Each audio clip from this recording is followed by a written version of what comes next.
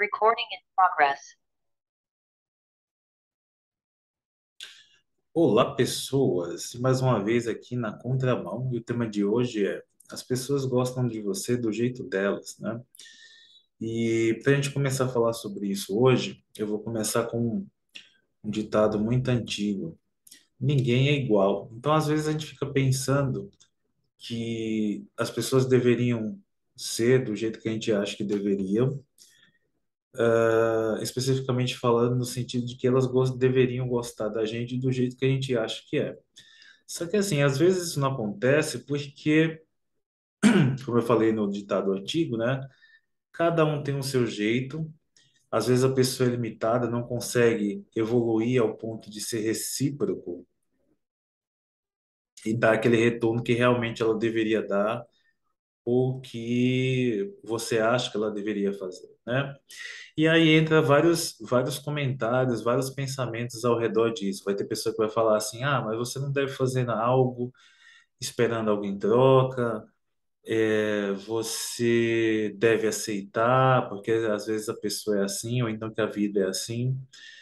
Então, assim, desses comentários que existem, você deve agarrar aquele que mais te convém, né? Na minha opinião, nenhum desses me convém, né?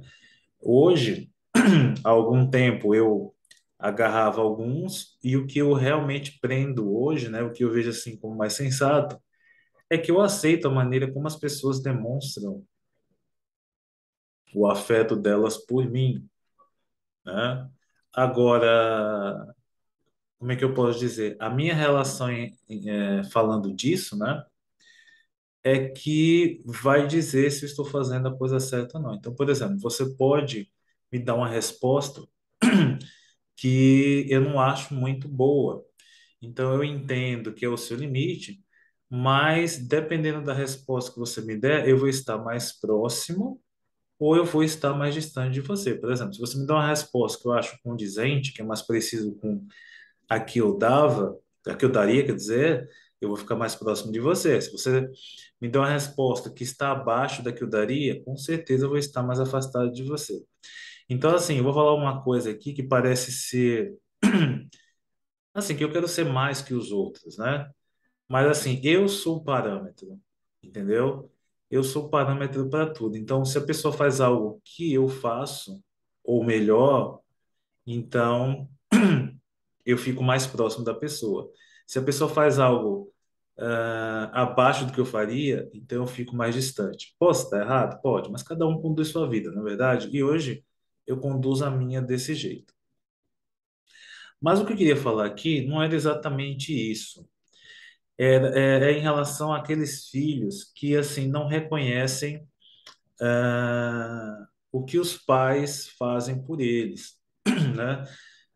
Atualmente, né, onde eu estou vivendo, as pessoas do meu convívio, porque eu sempre nos vídeos eu deixo isso bem claro, porque as pessoas têm o costume de generalizar. Por exemplo, eu vejo muitas pessoas que viajam para a Europa e aí ficam num determinado bairro, têm experiência com uma pessoa só daquele bairro, e quando volta para o Brasil, fala assim: ah, os alemães são assim, os italianos são assim, os suíços são assim. Sendo que essa experiência que a pessoa teve, sendo boa ou ruim, só foi ali naquele bairro. Então você não pode representar todas as pessoas daquele país, porque você teve uma experiência ali no seu bairro, e aí você pode voltar generalizando. Então, para que eu não cometa uma generalização, eu falo pessoas do meu convívio e digo também qual a impressão que eu tenho, porque eu posso estar errado, né?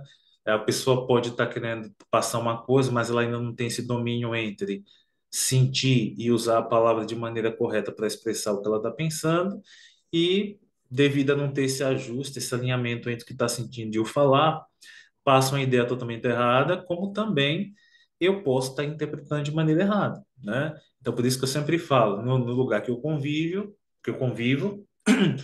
e a impressão que eu tenho, porque eu não posso dizer é assim, eu posso dizer a impressão que eu tenho, na é verdade? Então, voltando aqui ao assunto, a impressão que eu tenho e as pessoas que estão no meu convívio, né, não reconhecem muito o valor dos pais. Às vezes os pais também têm dificuldade de passar esse valor que é um pai para o filho, né? E o filho também tem dificuldade de reconhecer esse valor que o pai é para ele, né? E às vezes a gente fala através de vários exemplos, né? Tem um exemplo que eu gosto muito de dar, que é o seguinte: quando você está em apuros, o seu melhor amigo que você elege, né? Ou melhor amigo que você elege, numa situação de apuros, ele vai tentar te salvar.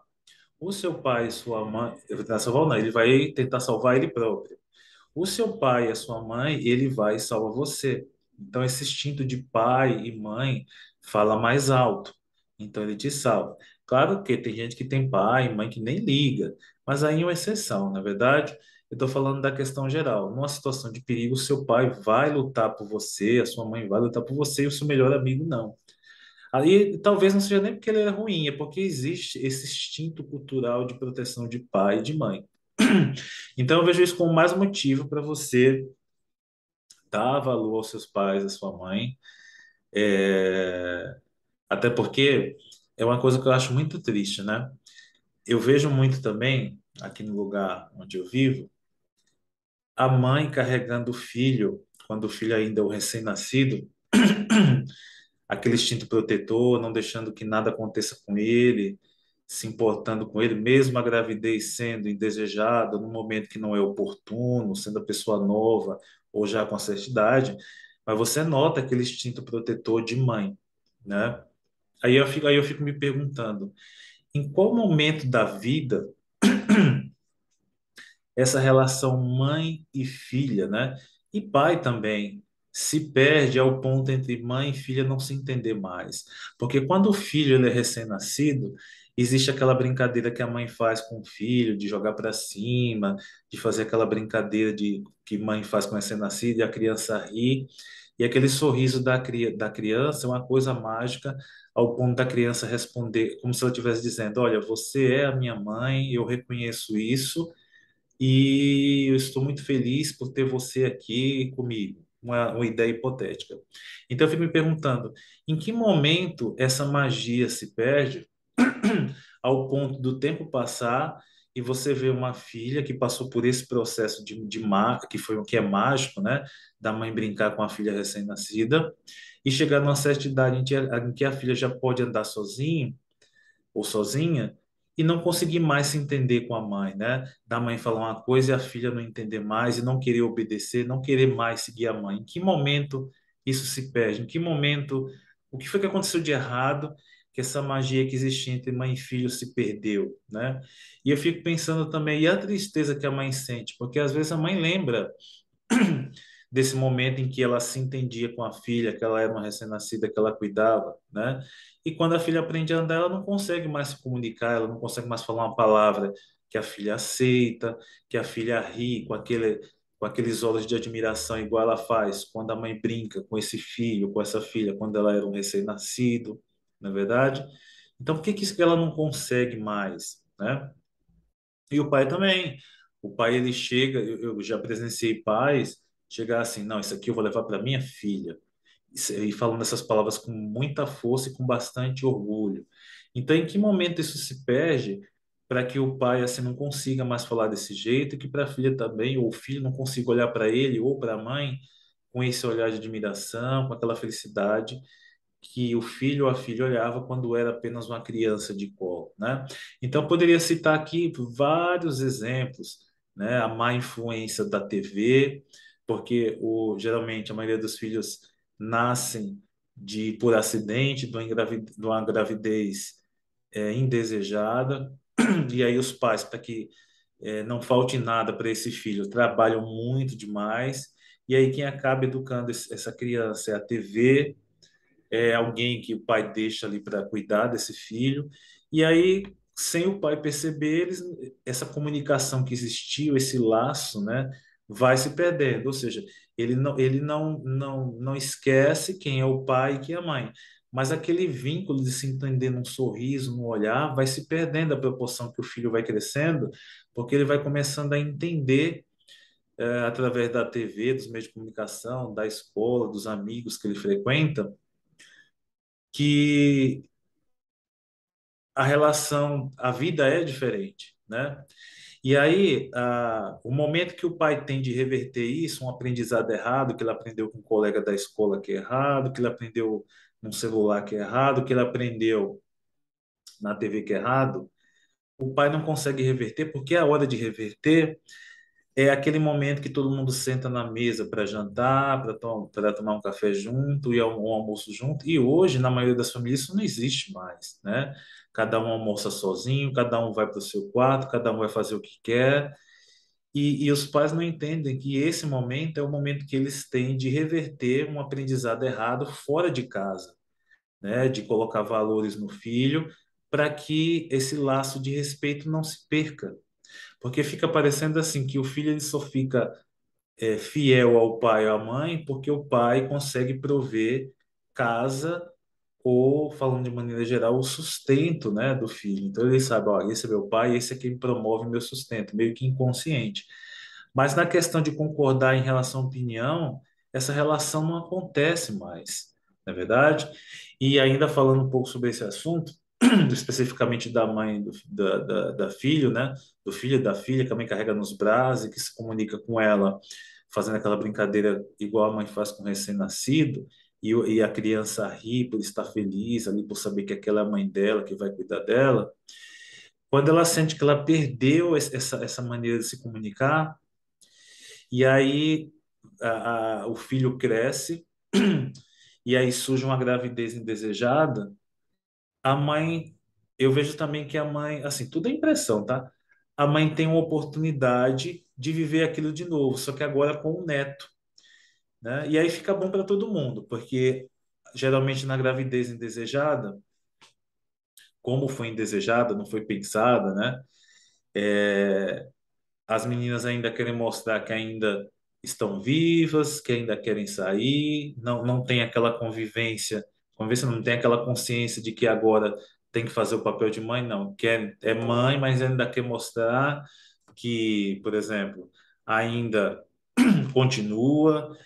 Vejo mães também novas, adolescentes, que o pai não assume e aí, com o filho recém-nascido, ela vai e se envolve com o outro, né? Como se agora fosse o momento de se envolver. Você tem um filho para criar, e aí você pensa em se envolver com outro que nem é o pai ainda.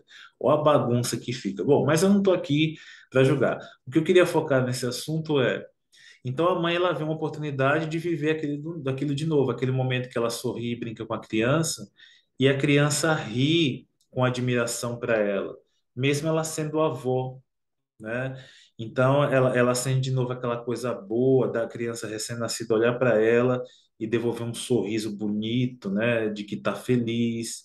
E aí, tanto um avô quanto uma avó sente aquela alegria de novo, de estar no comando, né?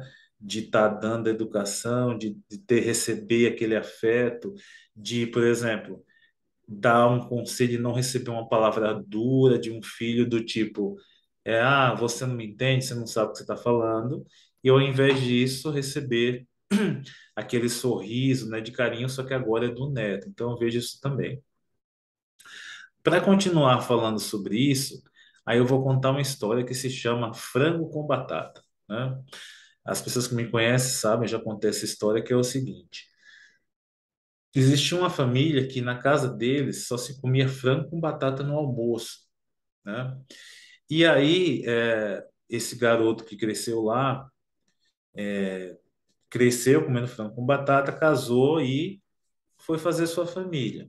Aí, num certo domingo, ele falou assim: Vamos na casa do meu pai e da minha mãe, né, almoçar lá. Aí, né, vamos partir do pressuposto que a mulher dele não gostava muito da sogra.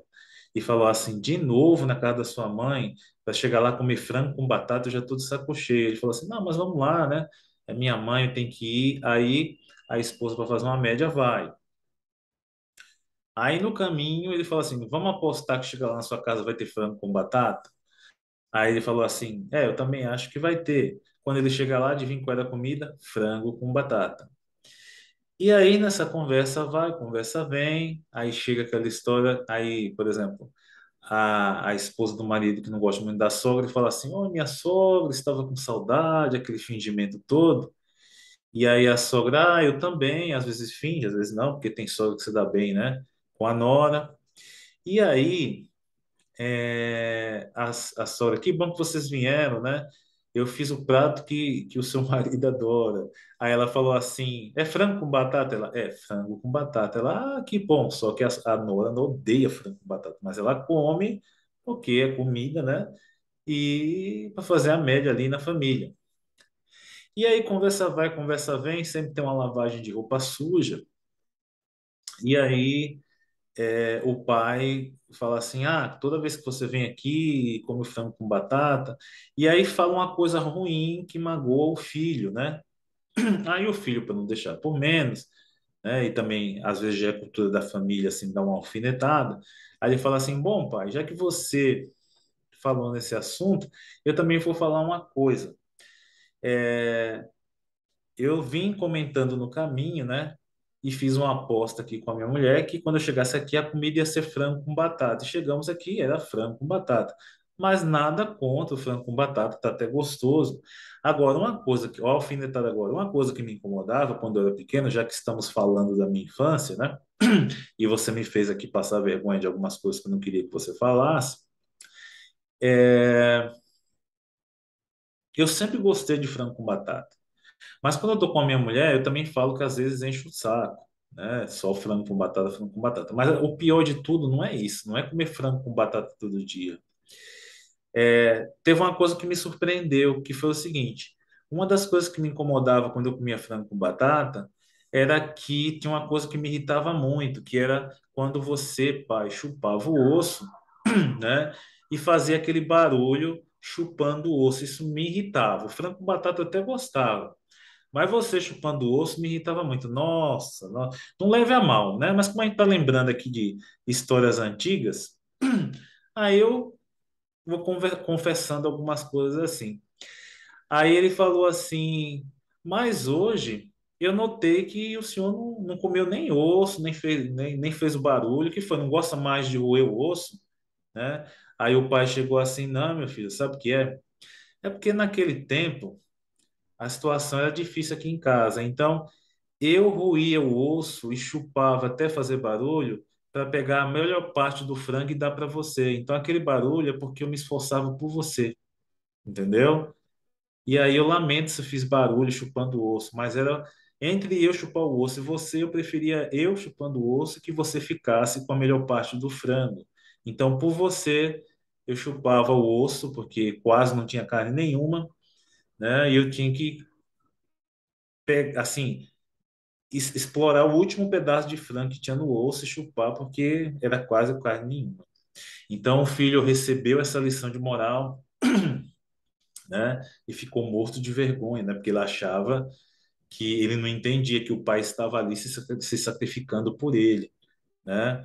Moral da história. Então, às vezes você pensa que seu pai não gosta de você, às vezes você pensa que sua mãe não gosta de você, mas é porque é o jeito deles mostrar, né, como eles gostam de você, né? Às vezes ele não demonstra do jeito que você queria, mas é aquilo que eu vou falar. Numa situação de perigo, o seu melhor amigo que te entende, ou que você acha que te entende, ele não vai sacrificar a vida dele por você, ele vai tentar salvar dele, mas os seus pais não.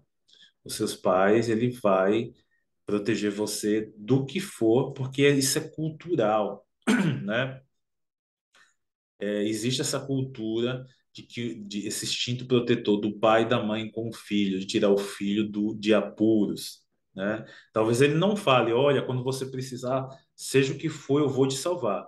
Mas na hora que a situação aparece, né, culturalmente ele vai agir dessa forma, mesmo que ele não demonstre, mesmo que hoje você não consiga ter um diálogo com ele, mesmo que você as coisas que ele fale você acha que é ultrapassado, mas a realidade é que quando você tiver em apuros é ele que vai te salvar. E se você olhar ao seu redor, é isso que acontece. Porque, por exemplo, aquele grande amor, né? Vamos falar de relacionamento, que é uma linguagem que as pessoas entendem. Aquele grande amor que você vira as costas para os seus pais para viver com eles, eles te abandonam. E você vai para onde quando ele te abandona? Para a casa dos seus pais que não te entendiam. Percebeu como é que funciona a coisa? Então, assim, isso sempre aconteceu há 500 anos atrás e ainda hoje acontece. não é verdade? Agora, talvez isso aconteça porque você acha que os seus pais não gostam de você por vários motivos, mas pode ser também porque você acha que os seus pais não gostam de você, mas eles gostam e outras pessoas gostam, só que é do jeito delas. As pessoas são diferentes e você deve procurar entender a forma como as pessoas gostam de você, certo? Então, na contramão de hoje é isso. O tema foi as pessoas gostam de você do jeito delas. Talvez a reciprocidade não seja a mesma, talvez não seja do jeito que você queria, mas na hora, falando um clichê, na hora do vamos ver, quem realmente gosta de você, ele vai lá e te salva, tá bom? Então, na contramão de hoje é isso. Amanhã a gente volta com outro tema e até mais.